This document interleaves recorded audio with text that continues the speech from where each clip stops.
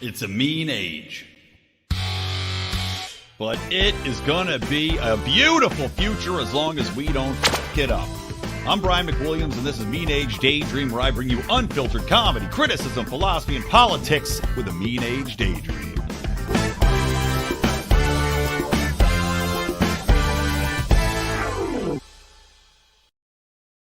What's up, buttercups? It is me, Brian McWilliams. I am here. I'm going to center this camera a little bit. There we go. I am here. I'm back from my little Hawaiian getaway.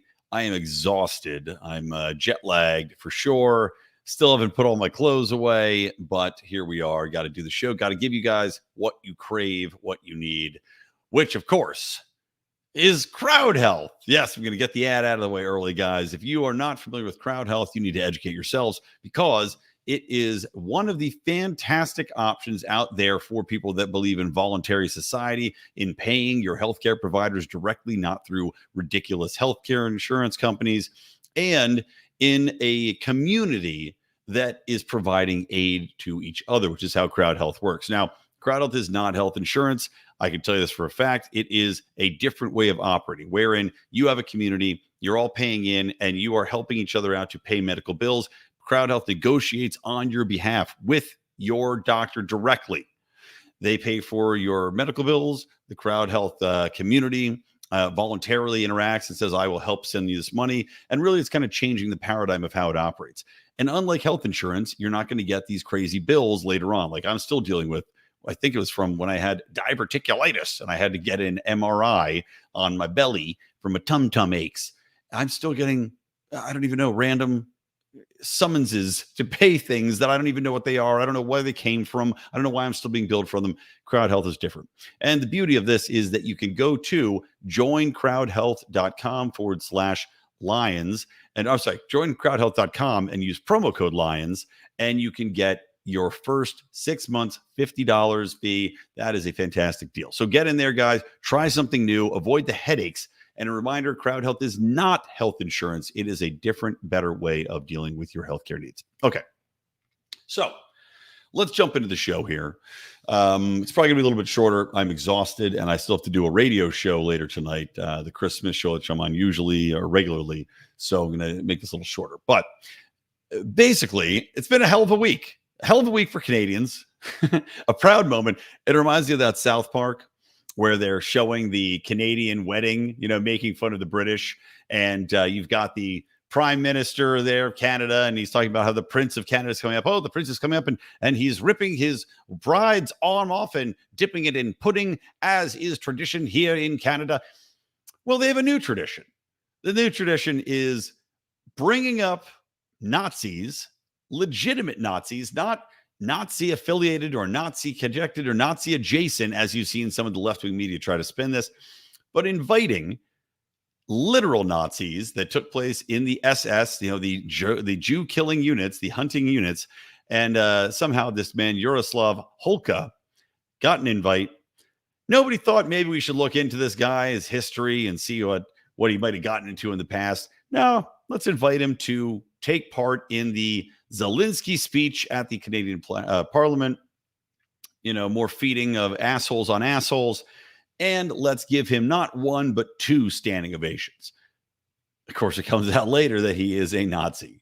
And it's hilarious when juxtaposed with the rhetoric that's come out from Justin Trudeau, with the entire, trucker convoy that was protesting COVID elements and authoritarianism in Canada. Of course, Justin Trudeau responded to that as he responds to everything, with more authoritarianism, with derision, and shut down their bank accounts, which is, it should be blatantly unconstitutional. But Canada's top court, excuse me, I talked about this before, their Supreme Court, their version of it, found that his suspending people's bank accounts because they were protesting, which is supposedly protected in Canada's rights, well, that somehow was okay because it was done in the best interest. And, you know, at the time, they thought it was going to be something for the benefit of the country.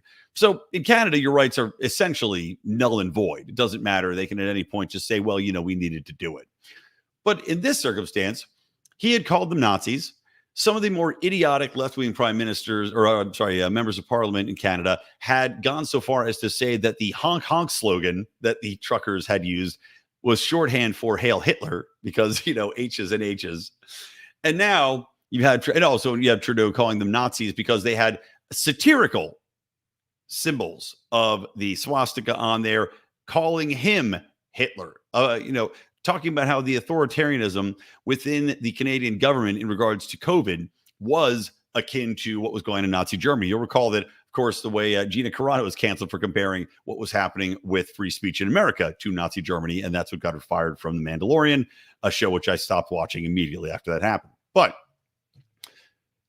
Trudeau has not come out and said, I guess these people, everybody makes mistakes. Everybody waves at a Nazi here and there. Everybody gives, a couple standing ovations to a Nazi here and there.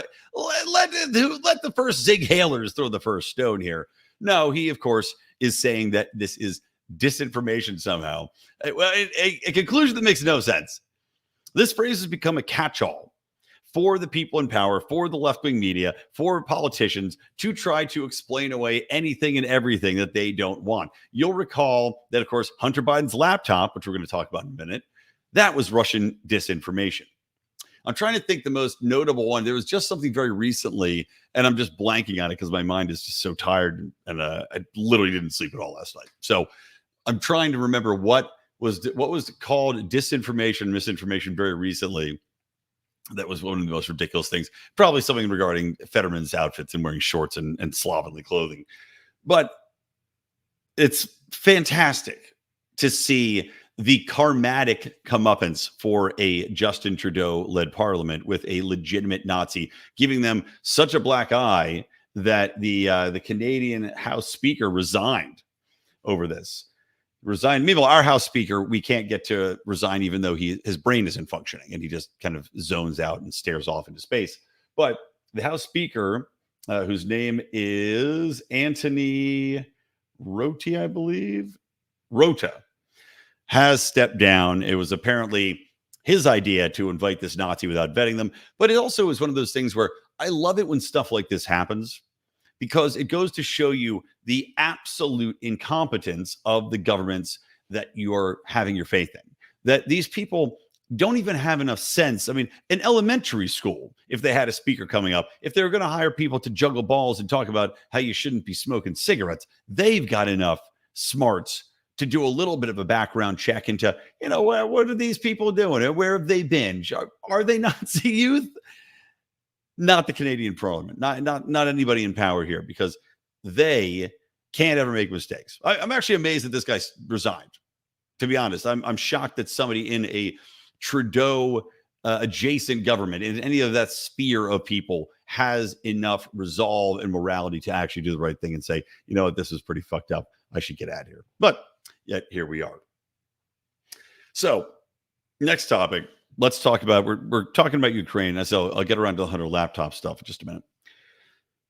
So while the Canucks are feeding Zelensky, one of the greatest robbers of our time, at the same time, we found out through a 60 Minutes piece that is being alternately, and shows you the split between the critical thinkers, which is something that I've talked about before. Critical thinking is under attack from all sides, and this is by intent.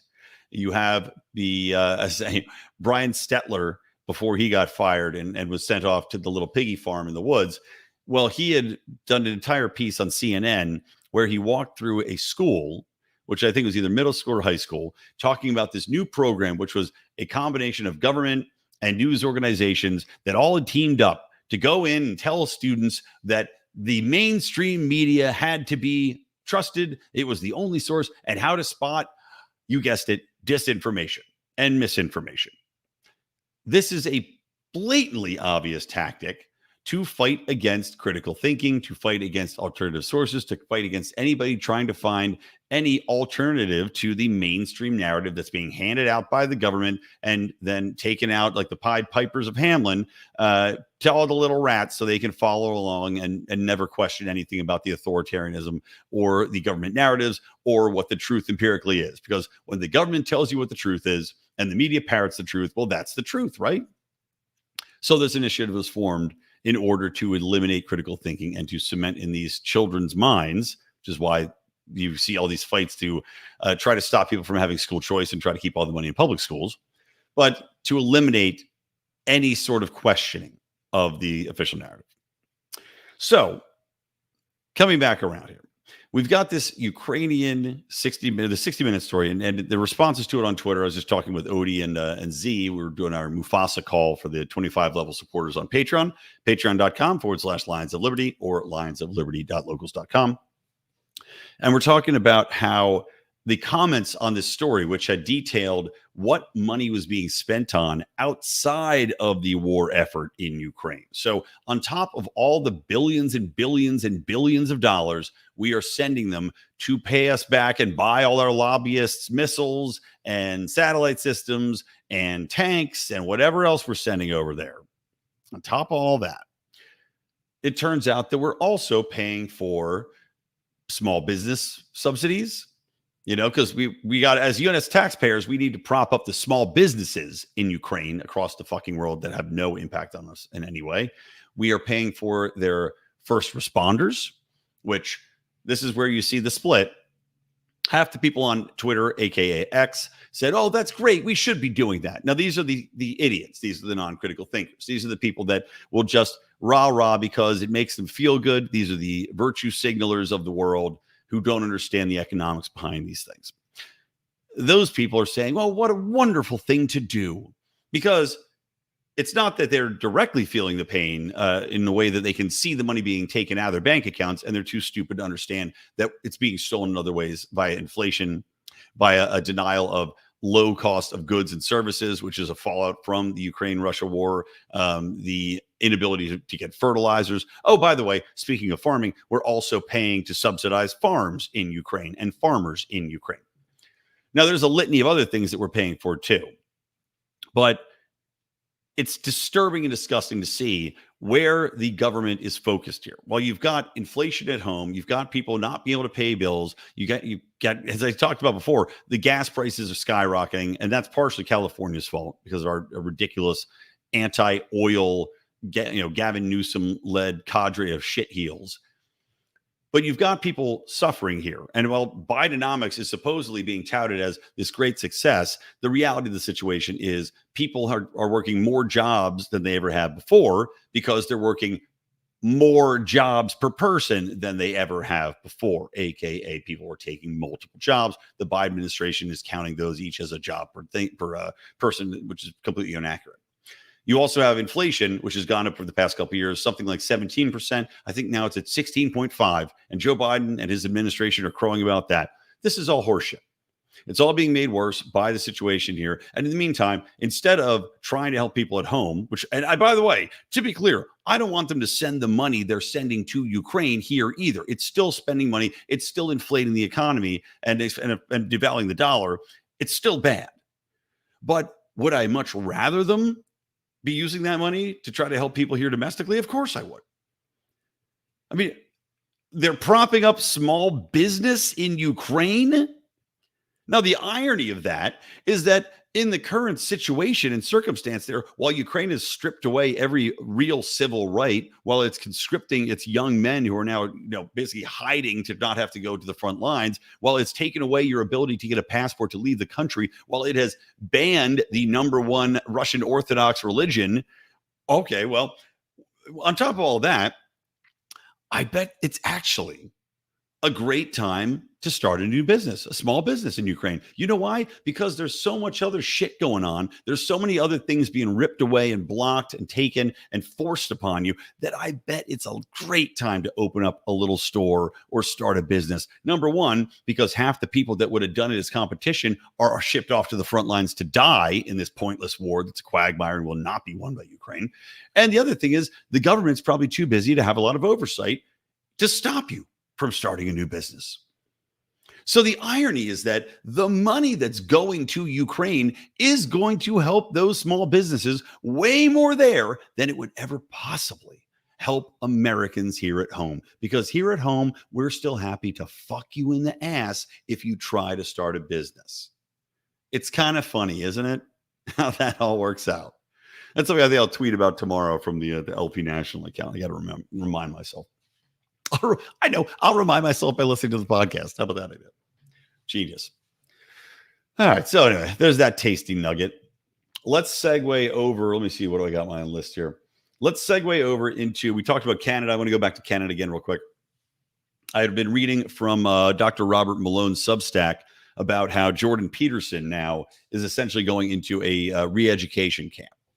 And the Canadian board of basically the medical board there, right? The same as we've got the medical board that provides you your certification to be a doctor, which is a monopoly. There used to be numerous ones. Of course, the government worked with the American Medical Association to destroy the alternative. And now you have one monopoly licensing organization, which is why they hold way too much power. Why they can do things like threaten to take away people's license to plastic medicine if you don't go along and say that ivermectin is horse paste, etc. So in Canada, their medical governing board is now forcing people who don't use the correct pronouns and operate within the ultra woke leftist guidelines, forcing them to go into re-education facilities to, relearn how they have to act in order to be able to practice.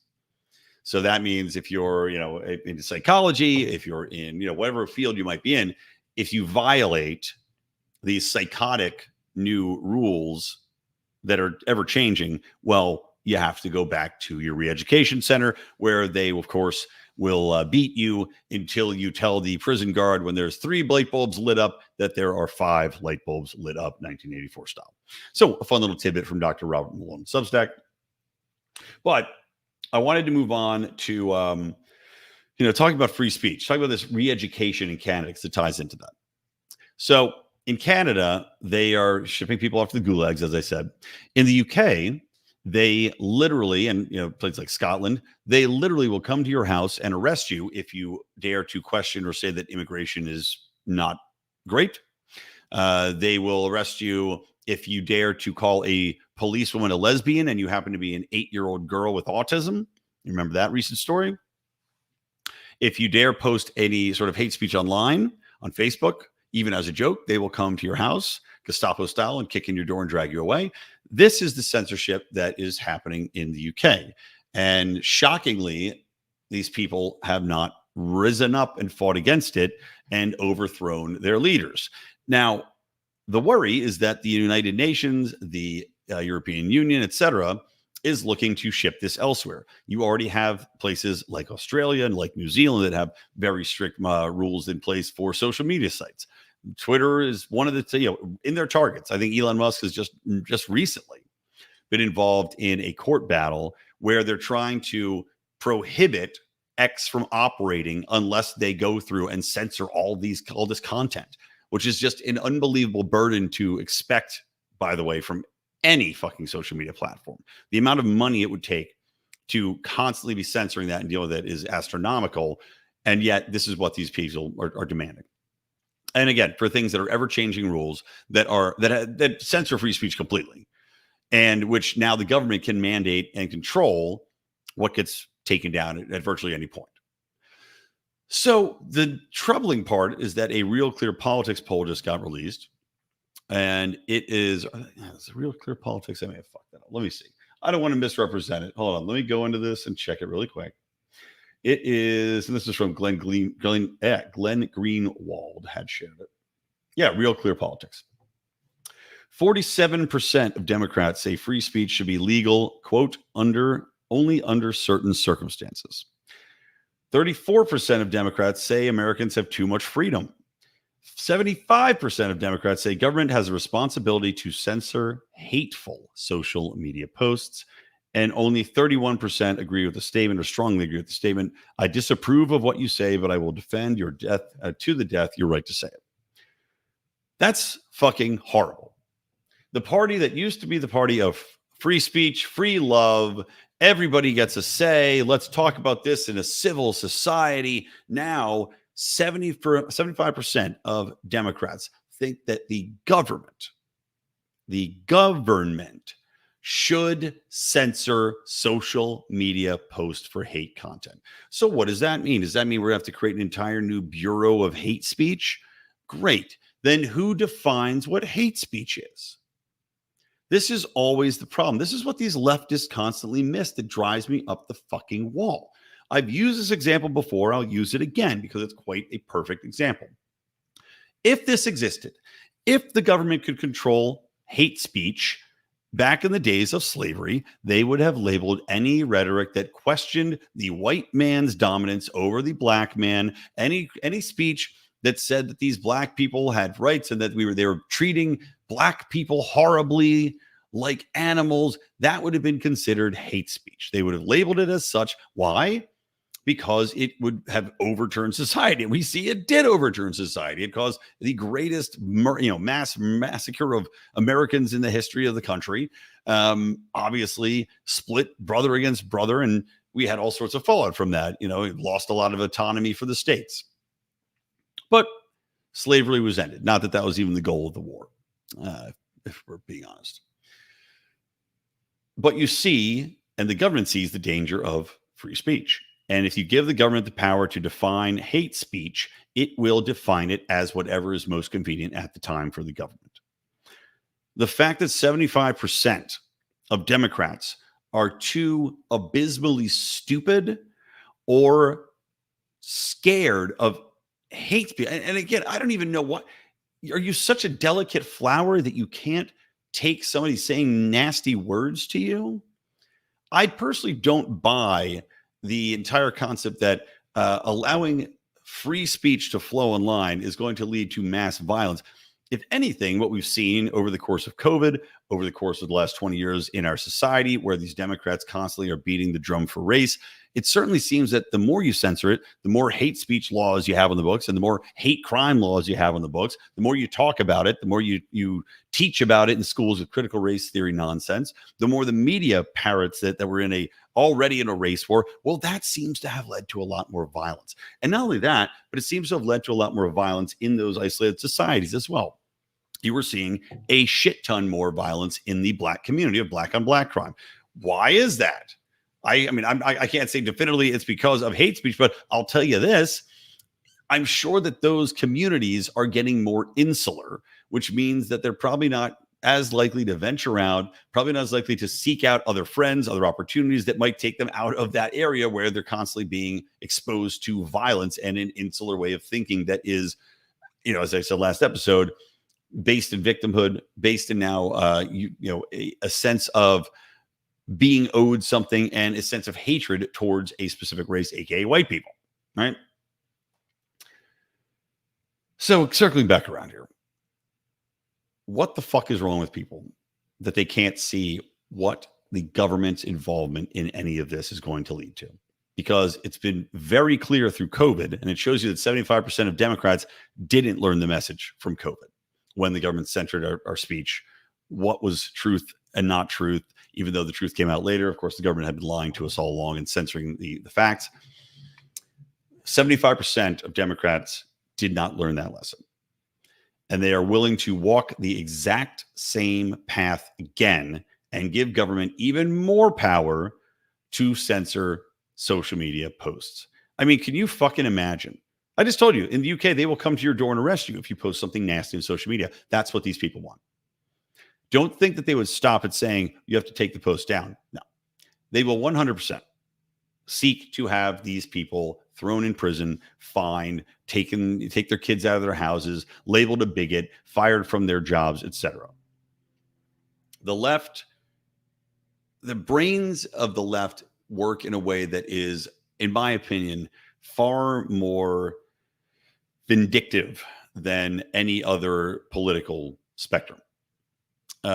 If you don't agree with them, you are the enemy. You must be destroyed. You must be ripped asunder. And you see that in how these policies play out. Now, what's interesting, and I'll actually, let me talk about, let me talk about Hassan Minhaj. It's interesting to see, and I talked about my bad people theory, right? How these people will never admit they're wrong on COVID because it makes them bad people. And everything they do, all the violent acts they undertake. Trans activists are a great example of this. These people that are absolutely violent towards many women, just awful in many senses. These more extremists, they believe that they are justified, that they're creating a better world, and so the violence is necessary. Any ends to the means, any means to an end. And it's funny in that I'm looking at what's just happened with Hassan Minhaj, who was a stand-up comedian and an actor, a left-wing hack. I don't think his comedy is in any way funny, by the way. It's just not funny. But because he is an Indian American, obviously he's a man of color, because he is very much on the left, he has been propped up and moved forward. They pushed him out, with Netflix specials. Of course, Netflix notably has Chappelle, but is for the most part very woke network. And he had been on The Daily Show, which, of course, is just the most unwatchable progressive drivel that has ever existed. So he had this special come out. And it just recently came out that the stories in the special, a couple of these stories in his special, The King's Jester in 2022, the New Yorker had found that he had made up stories. Now, every stand-up comedian makes up stories. Like when I do my comedy, I make up stories, right? Some of them are true, but you do exaggerate, right? I have this whole bit about being a serial killer, and how I would. It's not people that are dying of natural causes when you find him in the closet like David Carradine and he's hanging with his dick in his hand. That's actually me going around killing people, and I just make it look like they've been autoerotic asphyxiating, and that's why they call me the Hanging Wang Strangler. Now, of course, I don't go around murdering people and leaving them in closets and making it look like they died jerking off. But I also don't go out of my way to try to make people sympathize with me by telling a long-winded tale about how my young daughter is the reason I started killing people and making them look like they're masturbating. Point being, you can exaggerate for the sake of comedy. You are not allowed to exaggerate for the sake of sympathy or to virtue signal or victim signal. And that is what dickhead comedian Hassan Minhaj has done. The most egregious example of this was he told a story, and I listened to this whole clip of this terrible, it's not even a good joke.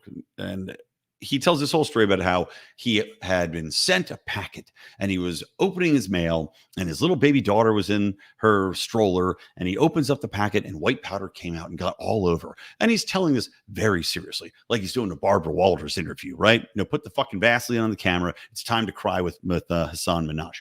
He's telling it, oh my God, my baby daughter covered in powder. Okay. Says he takes her to the hospital and the doctor takes her away and he doesn't know what's happening. Oh my God, my daughter. And his wife comes in and she says, I can't believe, you tell these jokes, but we are the ones that feel the fallout from these jokes. Oh, boo-hoo. Oh my God. Can you imagine the terrible nature of people that would send a stand-up comedian? Oh, he's just telling jokes. Send a comedian anthrax and it got on his fucking baby. Oh my God. So that's all bullshit. None of that happened. But this fucking ass clown tells a 10-minute story all about getting the audience on his side, feeling so bad for him. How can America be so terrible? How can these MAGA white people send an Indian American colored comic anthrax just because they don't agree with what he thinks? Well, that's all bullshit. But because the currency of the left is victimhood, stolen valor, right? Because this is stolen valor too. If you're thinking about somebody that's been through a traumatic experience, that's been sent anthrax, or that's been through something with their child where they legitimately had to take their kid to the hospital for something like this. For example, let's say in Syria, whether or not you think the attacks were a false flag or not. But in Syria, where you have to take your kid to the fucking hospital and the kid's dying of some sort of chemical attack. Well, that didn't happen to Hassan Minhaj. But this fucker makes it up, steals the valor of all those parents who have had problems with their children and been panicked and terrified. He's stealing the valor of anybody who's experienced a legitimate attack because of their race, which are few and far between, by the way, unless you're talking about, black on white crime statistics, which you're not allowed to talk about, or else you get fired if you're a Harvard professor that happens to be black. but you're stealing valor from anybody that's legitimately had these problems. But Hassan Minhaj considers that exaggerating. When the the New Yorker called him out on it, that was his defense. That's a bullshit defense. Pathetic. But it shows you people like this hack, right? Who's not funny. He's not funny enough to make it as a comedian on his own rights by being funny, by telling jokes that are actually clever or unpredictable. He made his bones by being a woke leftist shill. And the currency of woke leftist shills is victimhood. So he has to do this. He has to tell people, well, because of the color of my skin and my politics, they tried to kill my baby. He has to do that because that's what's going to get him the fans. That's what's going to get him people on his side. That's the language. The language for me and you of comedy, as I mentioned, is unpredictability. It's of gut laughs of truth. This fucker had to make up a truth that was going to resonate with his crowd, which isn't looking to laugh, by the way, when they're coming to these shows. They're looking to feel good about themselves because they're thinking the right way and they're seeing a comedian that thinks the right way.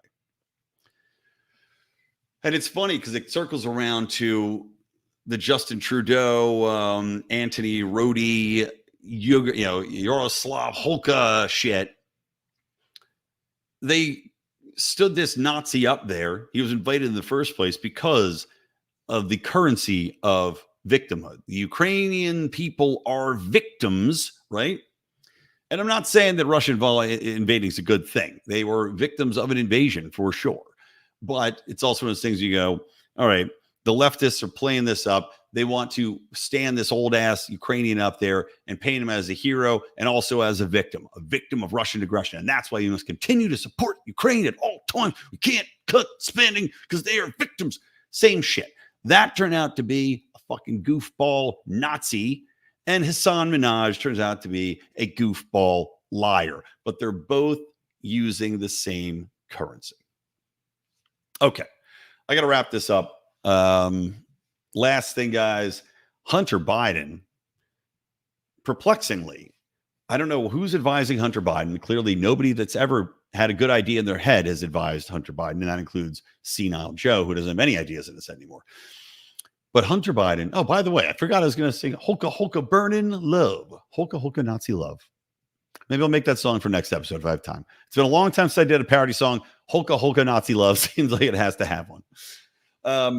Anyway, Hunter Biden just opened up into the lawsuit, and he's suing Rudy Giuliani, and I think the owner of the laptop store where he left his laptop, even though they deny it, saying that Rudy Giuliani and this guy had committed computer fraud, even though that, from my understanding, the laptop reverts to the property of the store after a couple of years. So it's abandoned property, right? Kind of like maritime law. You find an abandoned ship.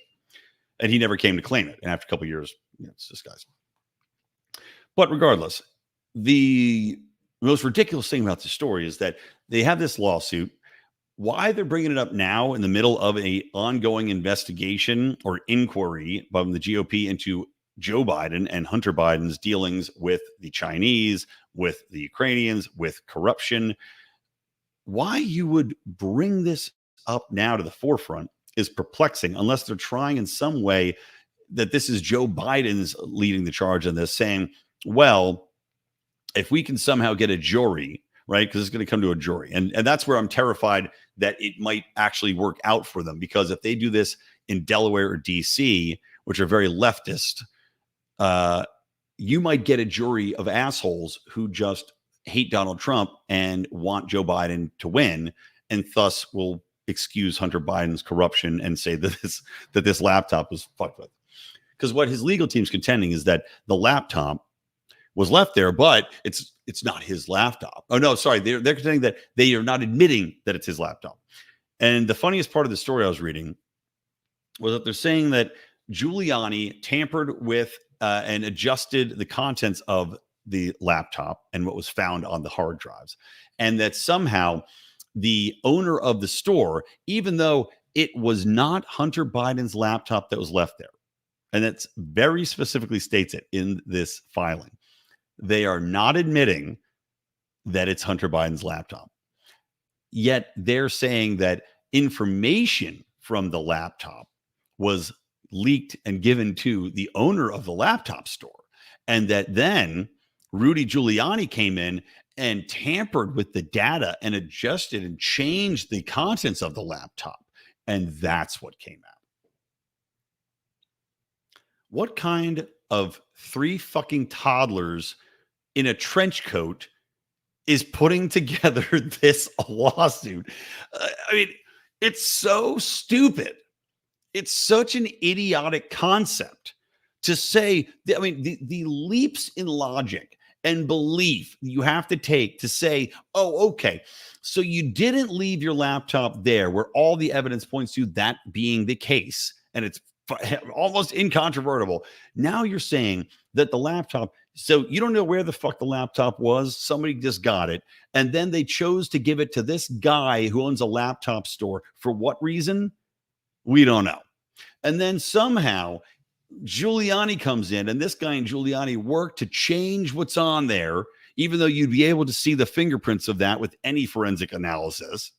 They changed what's on there, and that's what came out. Drop the mic, pound the gavel. Now, there is a jury out there that's fucking stupid enough to believe this, I guarantee you. So it's going to be really interesting to see what comes of this. Anyway, that's it, guys. I'm going to wrap it up. Thank you for listening. Please do hit the subscribe button, the notify button. We're on Rumble. Please subscribe to the podcast. You can subscribe just to Mean Age Daydream if you like. We've got the solo feed there. We've got, of course, the Lions of Liberty Network here, where you can hear my show, John's show, and Meme Wars on Fridays. And, of course, if you want to hear the upcoming Secrets, Lies, and Cover-Ups, we were supposed to do that tomorrow. I had to push it. I'm just too exhausted. We're now doing that on, I believe, the 19th. Oh, no, the 11th. We're going to be recording on the 11th. So get in the Patreon, get on the locals community there, patreon.com/Lions of Liberty or lionsofliberty.locals.com. All right, guys, thank you. And again, most important thing you should do is just share the show. Please do. Helps us a lot. And give us some reviews on iTunes and Spotify if you would be so kind. Just a quick 5-star review, little quick write-up, 1 line, 2 lines. Help me get my boner hard. All right, guys, thanks. From me, Brian McWilliams, your jet-lagged Hawaiian paramour, from the Lions of Liberty Network and from Mean Age Daydream. Keep those electric eyes on me, babe, and keep that ray gun to my head.